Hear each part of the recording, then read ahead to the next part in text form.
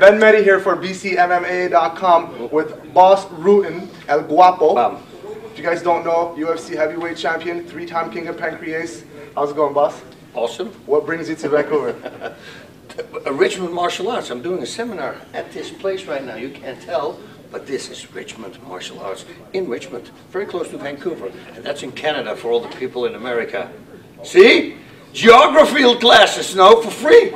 I'm just traveling around and just tell the people at home where I am and where everything is. And now I have a bit of an idea what goes on in the world of Bas Rutten. I have no clue why I'm saying all this. All right, well, Bas, it's early here. It's early.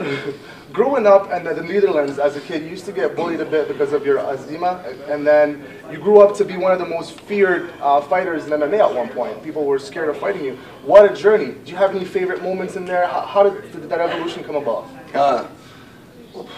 Yeah, you know what, I've always been, if somebody would mess with me, I always, I literally had a shit list, so to say, with all the names of it from the guys that bullied me when I was a kid. And I found two other guys, I was yesterday telling this story also, two other guys. One guy was a fat guy, and the other guy had a big head. And we teamed up together. And slowly but surely we started training, and the guy with the big head, he grew he became a tall guy, so the big head didn't look as big of a head anymore, you know, optical illusion. And the fat guy started training, and he started becoming really good at boxing. And I started imitating Bruce Lee, and everything started going good. So we started, we called ourselves the champions. That's who we are. And we started going back at all the guys, whoever did something with us. And they also had a list with bad guys. Some of the guys we shared because there were known bullies, but we did it. We literally went looking around and we beat them up. It's awesome. I wouldn't suggest that for the kids at home. Of course, this is a long time ago. Nowadays, people are walking around with guns, 14 years old, right? They're going to go, hey, you bullied me, really? Poof. And they're going to shoot you. It's a bad thing to do. But thank God for now, there are some gyms like this. There's mixed martial arts, and there's judo, jiu-jitsu, and there's some great schools where parents can bring their kids. And I always say it's, they talk about pro wrestling, they say mixed martial arts is a bad example. I always say pro wrestling, that's a bad example, because kids think that is real. You know, they see somebody jump off a rope and land on somebody, and then that guy walks around. That's why other kids do that too, but then they break each other's backs. You know, in mixed martial arts, you see cause and effect. Somebody gets hit, you know, he goes down. Okay, so maybe that's not a nice thing to do to a person, you know. And especially if you put him in a sport, in a martial art. I think that's the best thing for parents to do, because that will help the kid, you know, grow, get confident. And once people get confident, the kids get confident, they won't fight. Yeah. All right. Now, my next question is that you were quoted several times talking about Steven Seagal and how you think that he's overstating his capabilities. You said that you'd like to see him catch one of your punches, and then last time with Silva, you were saying that you know, he kind of thinks that he invented the front push kick. My question is, we know he's an MMA fan. Would you get in the ring with him? No. Would you ever get in the cage with Steven Seagal? No. There would be no. What is the thrill in that, right? Hey, listen, if it's a challenge and he wants to do something, and hey, you got to do what you got to do. But I don't think that's. I think the mixed martial arts community would really love to see a thing like that. But I think I grew out of that. You know, I say, okay, I don't need to prove myself really anymore. And against an actor, you know, I don't know. It's the same as they ask me, you want to fight Jean-Claude Van Damme? Oh yeah. Well, we all know where that's going to go. All right, now, several times in your career, you put your family first for your birth of your daughters. You vacated a title and went back to be there for the birth of your daughters. Another time, you decided not to go to Japan every couple of weeks and stay with your family in the States. So obviously, family is important to you, right? Mm-hmm. How important is it? Well, it is important at the moment. Look, if I'm, but it was not just the birth of my daughter. It was my wife was in the hospital and she was about to die. And if she would die, my daughter inside her would die also. She had a very bad pregnant pregnancy. And then they told me to come to Japan because they had a title fight. I said, no, I'm going to stay with my wife. And then they said, but people won't understand that in Japan. Well, then they can go kiss my ass if they don't understand that.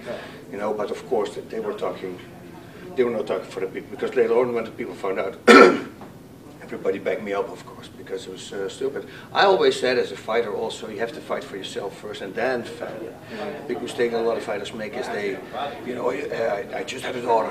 Oh yeah, and I'm fighting for my family. You know, you put too much pressure on yourself. You are the #1 guy. If you're not functioning 100%, you know, then you can't perform. And if you fight for somebody else other than yourself, it's too much pressure for somebody. I always say you gotta want to stay away from that. You cannot fight because, you know, if you don't win this, you gotta win this fight because if I don't win it, you know, I don't double my money, and if I don't double my money, I can't pay the neck mortgage. That's too much pressure for a fight. That's not the right reason to fight. The right reason to fight should be, you should be enjoying it.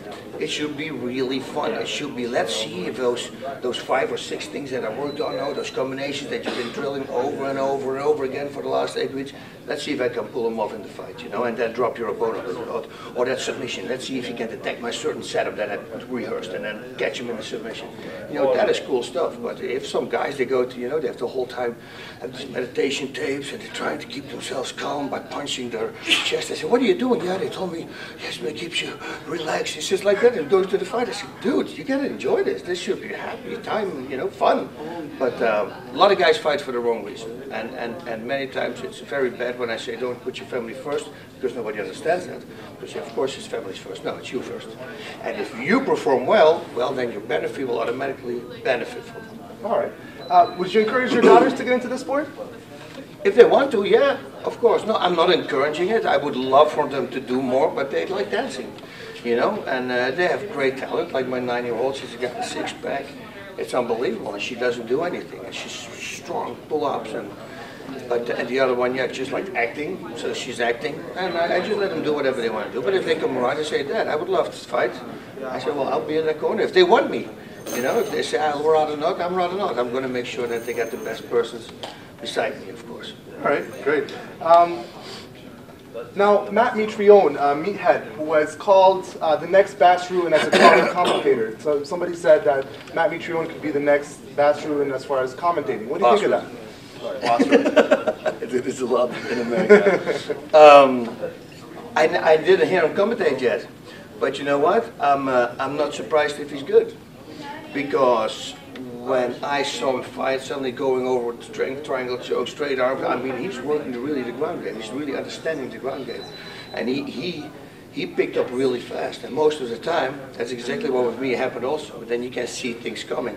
You know, that's how I got my acting job. My commentating job was just sitting in the dressing room in the Pride Fighting Championships, warming up Marqueur, watching the fights that were playing on the screen, and I would say, oh, watch this, it's going to go for a right arm. Watch, it's about 5 seconds more. There we go, here we go, there we go. See, there he is. And they go like, how do you know? I said, well, you can see the setup. And then I did it again with an arm, I believe a knee bar with it. That's how I got my job. They said, did you ever do that? Did you ever do commentate about it? Well, if he does that too, I know that he's funny, you know, so the combination is right there. Right. So yeah, I truly believe he can do that. All right, great, great. Now, there's a video online of self-defense in real situations at the nightclub, and I understand that there's a TV show in the works on that concept. Tell us a bit about that. Yeah, you know, they want me to kind of explain it a little bit like I do with the street fighting DVD. So playfully, yet very serious. And we have filmed from, let's say there's a robbery has been taking place in some convenience store. We have the footage of that. They show me the footage. People at home see the footage, and then we're going to reenact that situation. And I'm going to tell people at home what you could have done. As the person who has the gun on his face or the knife attack, so as the person maybe who stands behind him, we hit all the people in that particular scene and see, oh, he could have done this, he could have done that. Now, many times, they do the right thing. They say, okay, here's the money, you know, because if somebody's wearing a mask and they have a gun in your face, and you feel like that you can get away with giving him money, give him money. Please don't start anything.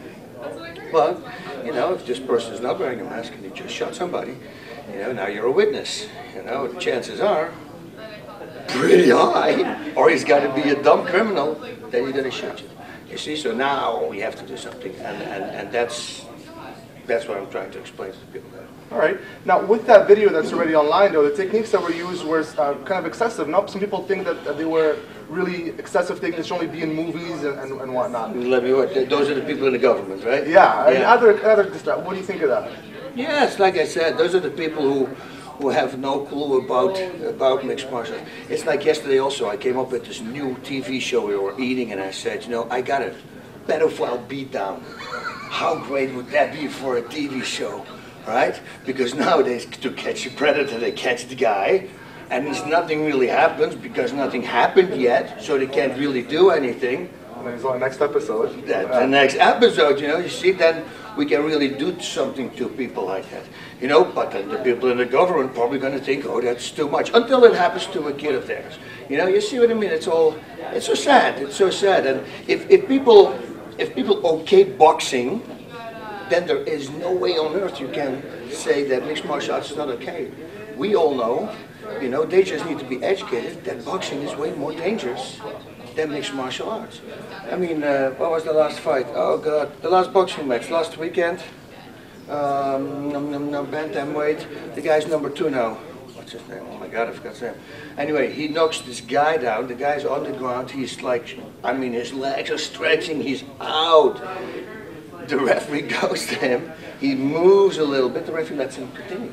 I mean, even the commentators go like, whoa, what's going on here? You see, and then I go like, that we don't have an 8 count, you know, and that is really dangerous what you're doing right now. So that's why people die in boxing and other mixed martial arts, you see.